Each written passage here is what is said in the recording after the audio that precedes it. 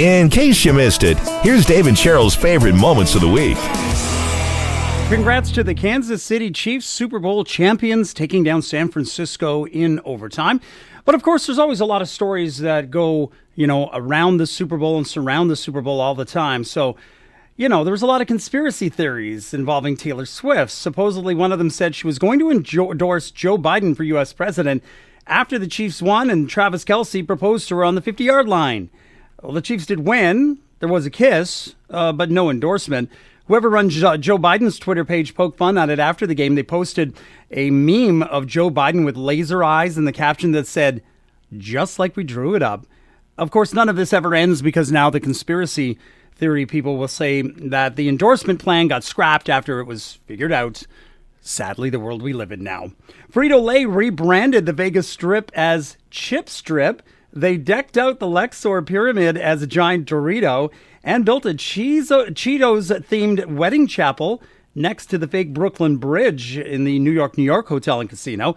And 2 Frito-Lay employees actually got married there on Saturday. Google Trends live tweeted a bunch of stats on what people were searching for during the game. During the first half, a lot of people were asking Google, what's the lowest scoring Super Bowl? It was 5 years ago when only 16 total points were scored in Super Bowl 53. The Patriots beat the Rams 13-3 that year. Searches for Super Bowl overtime rules spiked over 4,000%. And the phrase nail biter meme also started trending. And for those that don't maybe watch a lot of football in general, Understanding Football for Dummies was a top trending search during the game. Alicia Keys' Red Piano at halftime caused a big spike in searches of adult piano lessons near me. We'll see if people actually follow through with that. And finally, the best question that people were Googling, why do football players have tails? Yeah, let that sink in for a minute. Turns out it was just people mistyping the word towels.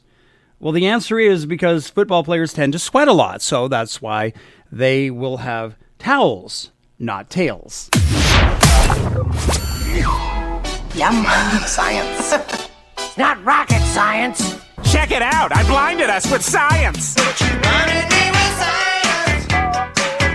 The Mars helicopter finally kicked the bucket. NASA announced that one of its rotor blades got damaged, so it can't fly anymore. In just under 3 years, it made 72 total flights. It was only expected to make 5, so needless to say, they were pretty excited with how that turned out. In other space news, scientists tested a new inflatable space station and intentionally pumped it up with too much air until it exploded. NASA also finally managed to open a canister filled with 4 billion-year-old asteroid dust. Yeah, what could possibly go wrong with that if someone inhales it? See, that's how the next zombie apocalypse is going to start.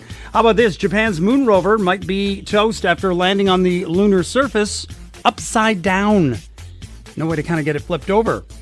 In animal news, a new camera lets you see the world through the eyes of different animals.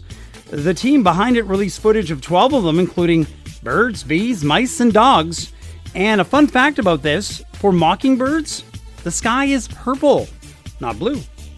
In shark news, a study found the ancient megalodons that inspired the movie The Meg might have been longer than we thought, but skinnier and not quite as chunky as a great white. And in health news, multivitamins might keep your brain healthy, so maybe a reason to start taking them. A new blood test can spot Alzheimer's 15 years before your first symptoms.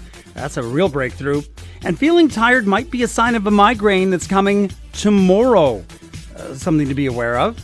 And a study found that just one energy drink a month can really mess up your sleep. And finally, a new study shows that screens are awful for kids if they use them for long periods of time. Researchers say young children should try and avoid screen time for the first 2 years of life.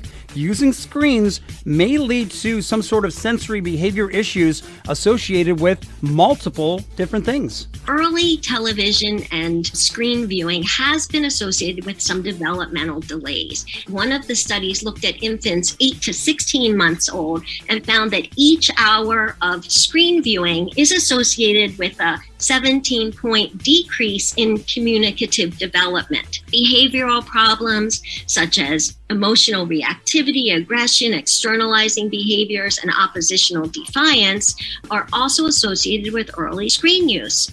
I guess it's like a balance with anything. You don't have to cut it to zero, but maybe trying to find the balance somewhere in the middle. I speak as someone that was raised on Sesame Street and Mr. Dress Up and The Friendly Giant. That's Last Week in Science. Provinces in Ontario, states in the U.S., they all have slogans designed to maybe increase tourism or just catch people's eyes. Ontario changed theirs a few years ago, right? Yeah, so in 1973, this is what was on license plates. It was "Keep it beautiful," which you jokingly said, well, that was a reminder so people would stop throwing their trash out the window. Yeah, don't throw that styrofoam container out the window. Let's keep Ontario beautiful. So in 1982, it was changed to "Yours to Discover." But then they announced in 2019 that the plates were going to be redesigned. And of course, that was that whole schmozzle because they didn't even reflect. You couldn't even see the numbers in the dark. Yes. You remember that one? Those blue plates? And then they changed it to, it was supposed to be "A Place to Grow" instead of "Yours to Discover." And then commercial vehicles, the plate would say "Open for Business." Well, Nebraska is changing their tourism slogan, which I always thought was kind of cool. Nebraska, honestly, it's not for everyone. Their tourism commission announced that they were ditching that tagline because, quote, "it's a thing of the past and that times change." It seemed like it had been around for a long time, but really it had only been 5 years and it was very successful. A survey of tourists in the target market for Nebraska showed interest rising from 19% in 2019 to 39% just recently. And they had even moved up the list of states people were interested in visiting. They were in 50th, dead last. 4 years prior, and they moved up to 41st. So, I mean, that's quite a nice little jump. And of course, it was meant to be fun and self-deprecating. And apparently, though, their governor there wasn't a fan. He recently called it, quote, "nonsense," and urged them to find a new slogan. So it's unclear what the next slogan will be, but in the past, here's a little snip of one of their ads. Nebraska is kind of like that odd kid. Didn't say much in school. Slightly peculiar, maybe. But when you took the time to get to know him, turned out he was pretty interesting. Nebraska. Honestly, it's not for everyone. I think those are great ads. Talk about, grabbing people's attention and them thinking about, yeah, maybe I should go and visit Nebraska. Maybe I'm that odd kid. I want to go somewhere like that. But no, it was quote unquote nonsense. Time to change. It is Canada's Ag Day today, and we thank farmers all across Chatham-Kent for providing us with some veggies and some fruits and all that kind of stuff, too, that's good for you to eat. And with that in mind, we've got some health news. Yes, if you're looking to maybe add some extra healthy habits to your life, we've got a couple of tips that will help you improve your health and extend your life. The first one is habit stacking. Because starting a new habit is really hard, the best way to add a new habit into your lifestyle is to just tack it onto an existing one. That makes it a lot easier. So I've heard of people adding flossing while they're watching TV at night. Or maybe meditating while you're having a cup of coffee or something in the morning. You don't have to sit cross-legged on a yoga mat to meditate. And with that in mind, micro meditations is one thing that they talk about too. Simple technique focusing on your breath and your breathing as you inhale for a count of 4 and then maybe hold it and then exhale for a longer count. 5-minute workouts is another healthy habit. Research shows even just short bursts of regular exercise can help keep you young. So I know Dave does this sometimes in the studio. He drops down and he'll do push-ups. It gets your blood flowing a little bit, right? Yeah, I'll do stretches in here all the time because, when else are you going to try to fit that into your busy day? Social interaction. I mean, we're in a world now where we scroll on our phones. You work on computers all day. You go home. Maybe you spend some time with the kids. But if you don't got kids and you're on your phone or you're looking at the TV, so important to connect with actual people. Yeah, so don't just aimlessly scroll. Actually reach out and connect to select people through social media. Use it what it was originally intended for. And finally, remember what matters. Just having a sense of purpose is linked to a longer life. So spend a couple minutes every day thinking about what your passions are and maybe how you can add that into your life a little more. Valentine's Day today, but maybe you're in the Anti-Valentine's movement. So if you know someone who hates Valentine's Day, you're not alone. The Anti-Valentine's Day crowd has been growing the last few years. And actually, the Washington Post just did a big story about it. So a lot of people think that Valentine's Day is really just a Hallmark holiday that's only pushed on us really to sell cards, chocolate, jewelry, flowers, gifts, that kind of thing. Others argue it can actually be harmful for your mental health because a lot of times single people feel left out and rejected. And I mean, think about kids, young kids that are in school, especially teenagers. Young kids, right? You give a Valentine to everybody in your class. But as you get older, you kind of get away from that. Mm-hmm. And you might only get them from, a significant other, your boyfriend, that kind of thing. So because of all of that, people are really coming out against Valentine's Day in some ways, even celebrating their hatred for it. Etsy saw 14% more searches for Anti-Valentine's Day merchandise this year. Yeah, and 34% increase in searches for shirts with sayings like, love is in the air, ... try not to breathe. And the National Retail Federation found 3% of us plan to buy anti-Valentine's Day gifts this year. So is all this hate deserved, or are people just, off their rocker? For what it's worth, a big poll found this month only 17% of us enjoy Valentine's Day more than an average day, and 22% actually said less. I think it's one of those quote-unquote holidays that's become blown up over the years with certain expectations that maybe aren't realistic. And with that in mind, here's comedian Doug Meller talking about what might have been the worst Valentine's Day anyone ever had. Valentine's Day, anybody? Anybody love Valentine's Day? Who here hates Valentine's Day? Yes! Yes! These are my people! Woo! Yes! I hate that. If Cupid were here, I'd rip off his wings and punch him in the diaper. Let's go. Yeah.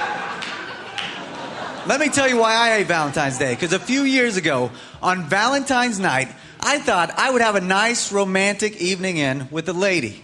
But little did I know that same night, her ex-boyfriend thought he would try to win her heart back. And being the sweet, romantic guy that he is, he thought the best way to do this would be to get all coked up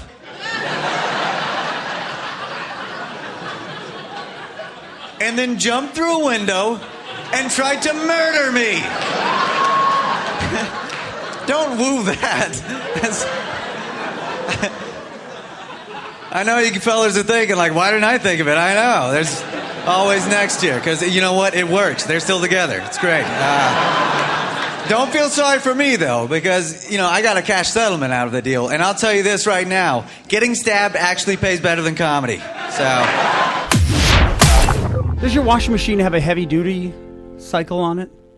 I'm trying to remember. I know your machine, you told me, is a bit older. Yeah, it's from, I think we got it when I was probably in university. So it's probably 20 years old. It is a super capacity, so I can fit my whole duvet in there. It's great. So, machines have all kinds of settings now, right? I mean, you almost need a degree to operate some of these things. Hand wash, eco, heavy duty. Some even might have cycles for jeans, baby clothes, that kind of things. But there's a laundry tip from a guy that says you don't really need all of those things. No, his name is Noah Michelson. He actually hosts a show on HGTV called The Laundry Guy. And he says the only setting he ever uses on his laundry machine is warm water and express cycle. So in other words, maybe 20, 25 minutes. He says it's long enough to get your clothes clean, but it's short enough not to cause any damage. He says longer cycles, like heavy duty, is what causes more wear and tear on fabric. So you end up needing to replace your clothes and towels more often. So why do they have all of those other settings? Well, he said they used to be useful, but detergents, fabrics, washing machines are just so much better and so much more efficient. We don't need them anymore. And that comes to the fact, too, you don't need as much laundry soap as you see on commercials, or even like the full little, holder where you put the laundry soap. You don't have to fill it right up to the brim. Oh, God, you need barely like half an inch, really. It seems like if it's like the liquid. Now, he says all these settings exist because we're creatures of habit. So if you've always done your laundry on the heavy duty setting, you probably won't buy a new washer unless it also has that setting. Well, in an interview from a couple of years ago, Thomas Rhett said he's not allowed to do the laundry at his house anymore. I'm the worst planner on the planet. You would probably know that just by hanging out with me for 10 minutes. But Lauren is actually a very, very organized person. So it's usually her dealing with, booking flights and trying to find hotels and all that kind of stuff. I was saying this a minute ago. Like, I'll do my own laundry because I don't mind how it's folded, but I can't do her laundry because there's a certain way that it has to be folded and neatly placed in the drawers. And that's not my side of the closet at all. I feel so vindicated by this story because in my house, every once in a while, I'll wash out Ziploc bags because if it hasn't had something goopy in it, I think, well, no, it's a way to save money. And then I get made fun of. Well, Ziploc itself has come out and said, yes, you can wash them and reuse them. Yeah, clean and reuse Ziploc bags. A rep from Ziploc said each bag should be reused several times because, quote, Ziploc brand bags are made with high-quality, recyclable materials that are strong enough to be used again. And they recommend the same thing I do. Hand wash it with a little bit of soap and then set it out to air dry. But they say there are some instances where you should just toss them if they've had raw meat in them, fish, eggs, or any kind of food that could trigger allergies. Or if something has gone bad inside the bag, just chuck the whole thing into the garbage. So basically, anytime it's a food safety issue. And then I would also add into that, if it's had anything in it that, is really stained it or it kind of looks gross. Yeah, they said like if it has an oily or clingy sauce in it, maybe just chuck it out. But if it held something like dry foods or other easy to clean contents, go right ahead. Wash it out. Use it again. I feel vindicated by this story. Now, I'm talking about the good quality ones, whether they're Ziploc or one of the other quality brands. I'm not talking about those little cheap sandwich bags that you fold over. Those ones that they're not even a zipper thing. They're just like kind of... You can just tell by that fold. when you pick them up that... They're so thin. Yeah. Versus... they'll rip. You can't really use them again. But when it comes to the better quality, the Ziploc bags, go right ahead. Feel vindicated and wash them up and reuse them. You've been listening to Dave and Cheryl's Favorite Moments of the Week.